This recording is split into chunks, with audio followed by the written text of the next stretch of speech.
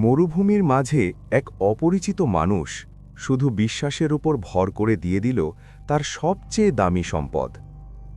মরুভূমির নির্জন পথে সফরে ছিলেন বিশ্বনবী হজরত মোহাম্মদ সাল্লাল্লাহু আলাইহি ওয়াসাল্লাম।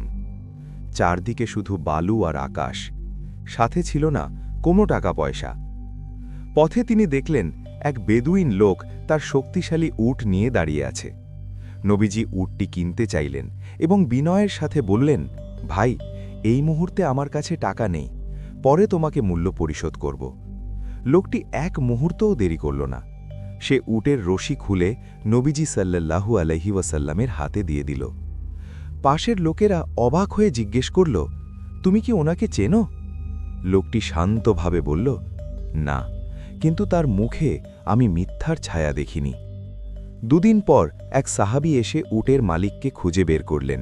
তিনি উটের সম্পূর্ণ মূল্য পরিশোধ করলেন, এমনকি বিশ্বনবী সাল্লাল্লাহু আলাইহি ওয়াসাল্লামের পক্ষ থেকে উপহার হিসেবে খেজুরও দিলেন। বেদুইন লোকটির চোখ ভিজে উঠল। সে বুঝল, সত্যিকারের মানুষ শুধু কথা রাখে না, বিশ্বাসের মর্যাদাকেও সম্মানিত করে।